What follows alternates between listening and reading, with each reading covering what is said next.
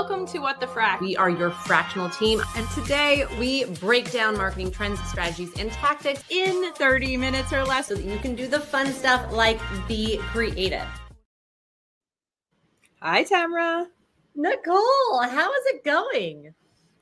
It is going so well. I mean, we just have so many amazing entrepreneurs, fractionals, subject matter experts, and today is no different.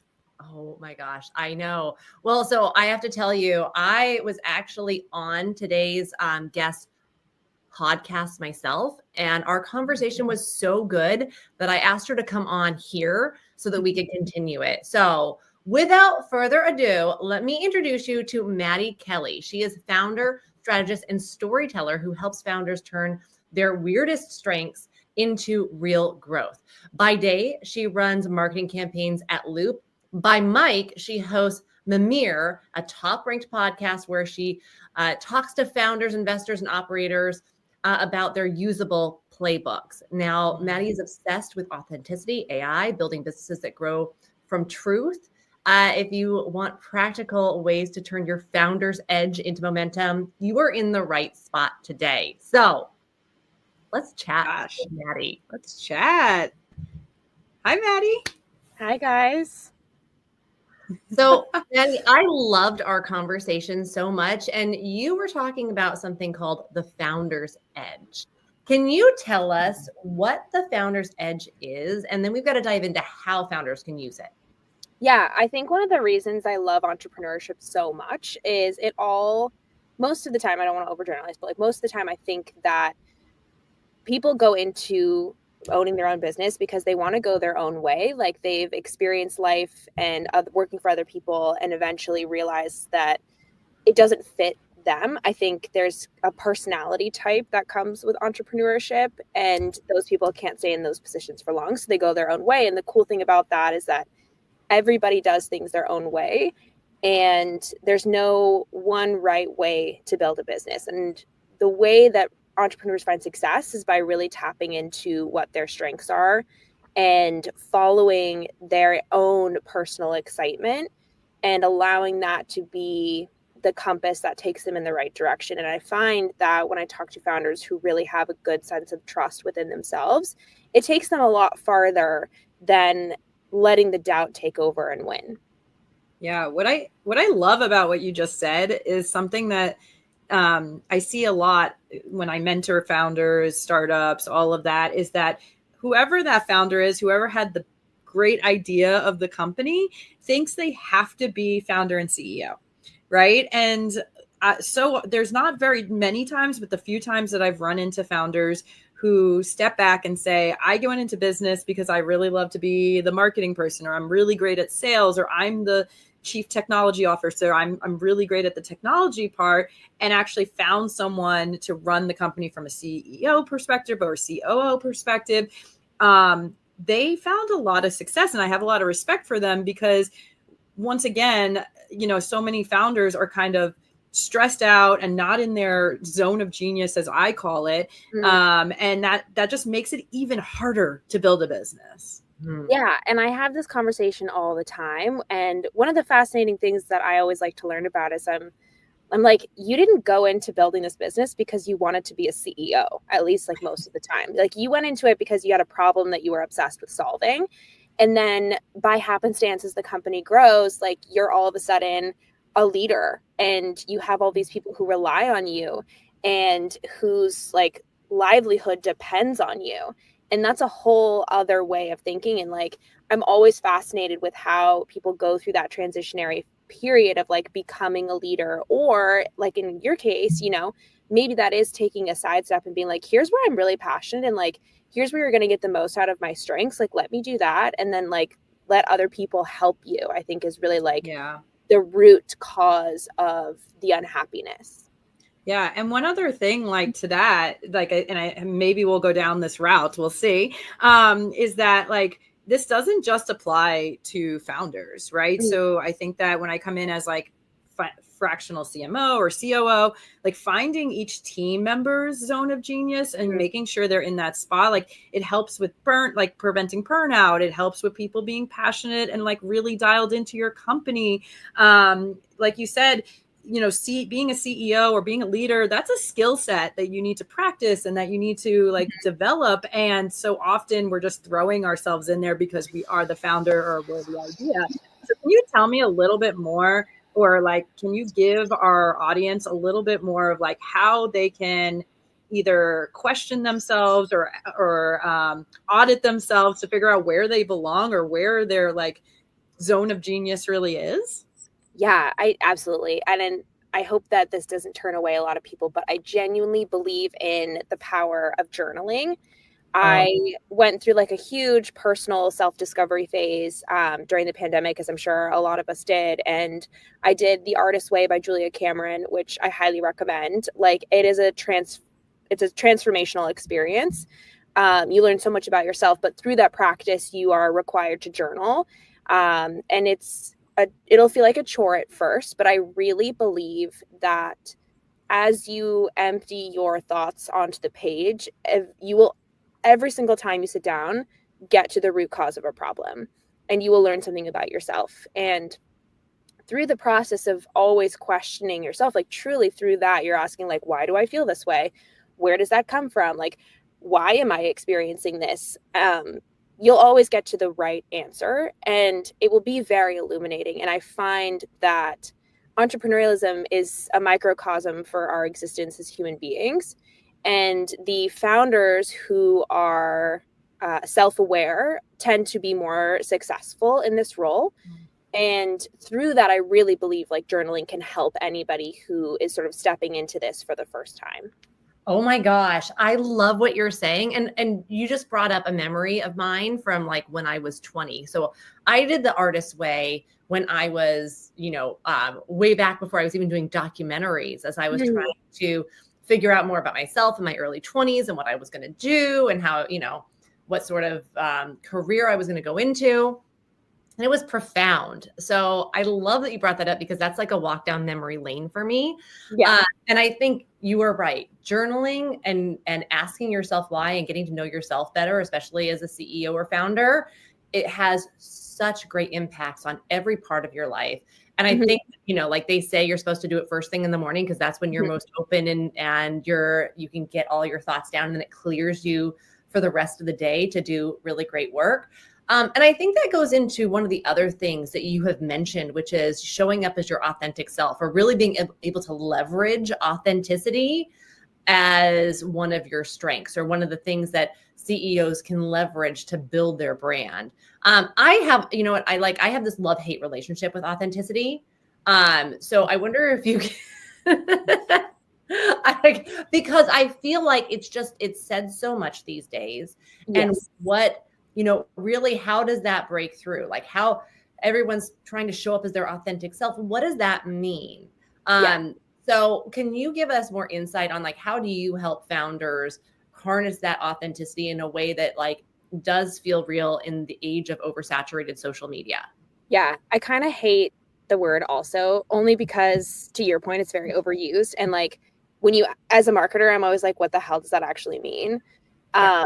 And in my mind, it's like, I have a couple of principles that I live by in life. One of which is that life is supposed to be fun. And from that, like, if something isn't fun to you, there's a reason for that. And to me, that's because you're not in the right place. And so when I talk about like living, like I also hate this phrase, like living your truth, like what the hell does that mean? I think it's more or less just like I think you need to honor yourself a lot. Like I don't think that we do that. I think especially in today's age when social media is, every single post is telling you what you should do, what you shouldn't be doing, like who you should be, who you shouldn't be. Like I'm really obsessed with Substack right now. So I've been reading a lot of articles, but the majority of them start with something that's like, you're doing this and you shouldn't be doing that. Yeah. And in that world, like it becomes very noisy. Right. And also I think this is where like the journaling helps sort of, calm that noise and like really get you back in tune with what matters to you. And that answer is not going to be the case for everybody. Everybody's optimizing for something different in their lives. And when I talk about authenticity, it's just simply honoring that. And like, so for me, personally, work-life balance is important. I will never be the person that lives to work. I work to live. And so a lot of the choices I make come out as a result of that. And I think it's more or less just asking founders to be aware of their paths in life, where they want to go, what's important to them, and then making business decisions that are in accordance with that as opposed to in opposition. I think I that, really love it. Well, because Nicole, really quick, because of my like issue with the word authenticity and like how it shows up in trying to lead founders in certain directions. Usually you hear it as like a social media plan or playbook, right? Show up as your authentic self. And you're like, I don't want to show myself cooking in the kitchen while giving financial advice. Like, I don't understand what that, that doesn't feel authentic to me. What does authenticity mean? So you kind of bring it into more of a values-based leadership concept really resonates with me, because that is a way that I can plan out how I show up for my team, how I show up on social media, how I show up in speaking or any of the brand leadership that you want to do. It's more values versus showing up in like a transparent sort of like letting every whole life. Yeah. Like, and that doesn't jive with a lot of founders. Yeah, 100%. And this is a journey that I've had to go on myself as like a recovering influencer wannabe. Like, I was in YouTube, and I shouldn't say that I love YouTube, and then like if I had more time, maybe I would do it. But I think to your point, I've been through that experience where you're trying to show your authentic self. And I think it comes back to the word trying as like the key word there. If you have to try, something is wrong. It like doesn't feel natural. Like that, I think, is the indicator that it's not necessarily in the right direction. It's not to say that things are always going to be easy, more or less like if it feels laborious and like a chore, I think that's a good indicator that, to your point, you're not necessarily like in the zone of genius per se. Yeah. And I think that what's really interesting about where this conversation is going is that it kind of brings together a lot of the conversations I've been having with entrepreneurs lately. Like, for one, one of the major things I tell my mentees is that any entrepreneur needs to start learning how to trust their intuition about what they're doing, right? Like, I get asked every single day, like, well, what do investors want? Well, what do customers want to see? Like, what rules should I be following? Like, what? And there's a lot of noise out there telling you should do this, you shouldn't do this. You should do this, shouldn't do this. And at the end of the day, there used to be a playbook on how you start a business. And nowadays, the playbook is thrown out the window. There are a million ways to make money. There are a million ways to have a business. And even if you know your numbers around like how large your addressable market is, most likely, unless you are a big Fortune 100 or 500 company, you're not even going to come close to being able to actually service that industry. So at the end of the day, whatever is set in your values is what is going to bring you the correct customers. And if they don't align with that, then they're probably not your customers. And these are the things that we talk about with like, taking a step back, thinking through things strategically, like building your brand's core values and not just putting them on the wall or on a web page, and actually living them, hiring through them, building your messaging through them. All of those pieces are going to drive you down that path that is going to bring authenticity. And I think journaling is a very amazing tool to help you think through that. I personally use visualization and like tell my mentees to do visualization, which is the same thing kind of as journaling. It just gets you into a spot where you can analyze what your answers are. Why do they affect you a certain way? Why do they give you like the chills or not, or all these pieces? And I think that it once again comes back to that stepping back and thinking strategically about who you are, what your intuition is, what your whys are. Am I thinking about that kind of correctly? 100%. I agree with that. I think it always does come back to the founder, right? Like, you started this business for a reason, because you had a problem that you wanted to solve, that you were very passionate about. And everything that has happened up until today is a result of you. And I think you are a reflection of your business, and your business will never be as successful as you can be self-aware. because everything is a trickle down effect from there. And so I always encourage entrepreneurs to have those conversations with themselves, because it's very grounding and it allows you to weather the storms and be nimble, be adaptable. Like all the traits that are required to be a successful entrepreneur require you to sit back and understand yourself. So then that way you can show up as the best person and leader for your team. Tamara, I want to go. I think that there's, we hear a lot of talk about authenticity, like you said, right? We hear a lot of talk about like, what the hell does this even mean, right? And I think there's a lot of there's a lot of signs that you're not being authentic in your marketing, your messaging, and that in your business. And one of them for me is like, there's plenty of customers out there, but they're not really converting, or they're getting to our webpage and maybe they're spending a lot of time, but they're still not hitting the contact button or the buy button. Like, what are those pieces that you could say, like even like product market mismatch, right? What are those signs, those red flags that people should be looking out for in their business that signal that they have a authenticity or a mismatch in their zone of genius, or any of those pieces? So I actually did a review of this for my day job, like literally last week. I was looking through some of the deals that we did to understand, like I had a hypothesis and I was essentially trying to prove or disprove my hypothesis.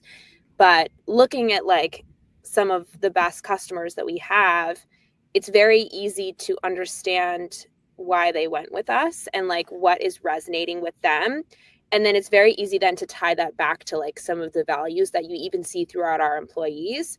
And I think that's really fascinating. Like, I just highly recommend, like, to me, there's no better value exercise than understanding your customers, especially like your best customers, and seeing where that maps in terms of like your company's personality and like what is really resonating with them.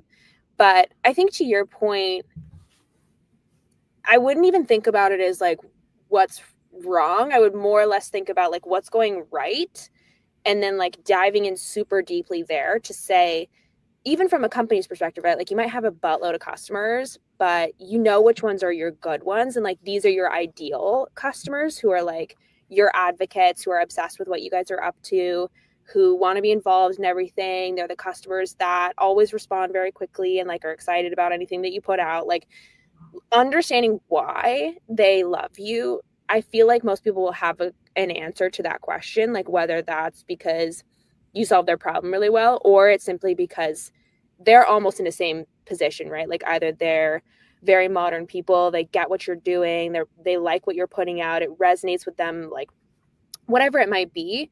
I think that is sort of the way to see whether or not that authenticity is showing through, because like, if they see something in you that you don't even see in yourself, like that's where you need to invest, versus if you guys are aligned in some way, then you can sort of dig into that a little bit deeper and see how to replicate that at a larger scale. Yeah. Actually listening versus telling them why they like you, right? Feedback loops, Tamara. I love my feedback loops. So I want to ask you, because we ask everybody who comes on the show what trend they're seeing right now. And I feel like the trend that you're spotting fits right into this conversation, which is, you said that you are seeing more truth versus polish. Mm-hmm. And so I want you to explain that and dig in a little bit deeper, because what you wrote, I was like, I'm loving this. Yeah. I think it's twofold, right? And the way I am seeing this, that I find to be very fascinating, is particularly with small business owners, like early stage entrepreneurs. They deeply care about how they're growing as a company. I think historically it's been about how fast can you grow, and we're never asking at what cost. Typically the answer is you don't want cost, you want low cost. But the more entrepreneurs I talk to who are very in love with their business in a way that's like, I want to do it right and I want to do my customers right, they're looking and approaching growth very differently at like, how do we keep our customers at the heart of scale, and like, how do we continue to serve them better, as opposed to how do we optimize the business, which I think is really interesting. And I think that comes back to this notion where founders want to be not just like putting out this image that they have this cool lifestyle, that things are really put together, that they have this like amazing cool business that allows them this free time and like financial freedom, time freedom, like all the glamorization of entrepreneurialism. Instead, more they're showing why the why behind it. And I think that is not just like a marketing ploy. I think it's generally a trend in which I think that it would be really interesting to see business go in, where it's more a reflection of how do we solve problems that are impacting us today, rather than like, I have a business and I'm a founder. Isn't that cool? I'm just kind of, I love what you just said. And one thing made me giggle was the idea of founders, you know, this glamorous lifestyle. And I was just at San Francisco Tech Week, and there was not one founder that I met that was living a glamorous life. That's the truth. Yeah. Even online, like some of my favorite founders who have multiple businesses and are by all means considered very successful are the first to tell you that their life is really hard. Yeah.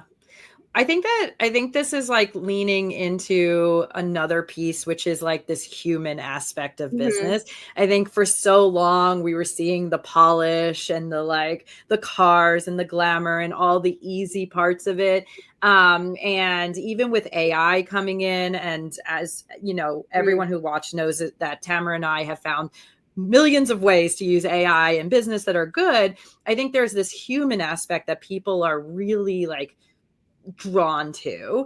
And even influencers, like the best influencers who have the most following and that are really like engaged with their following, you see them really bringing them into their lives and making them feel like they're part of their friend group. And like there's this authenticity. I know we don't want to use that word, but this human aspect that we're missing in business, in a lot of business. And I just was at the AI Surfer Summit. They're doing some really cool stuff if you haven't seen them, but their whole tagline is 90% AI, 10% human. And their reasoning for it is not necessarily because they're taking human out. They want the human to be doing the thing that is their zone of genius 100% of the time. Yeah. But we have to dig into it to know that, right? Yeah. And I think for me, I had this very like gut response to that 90% AI where I was like, ooh, this is not for me, right? And then once I dug into it, I realized why they were saying that. So I think there's this like pull to this human touch in business in general.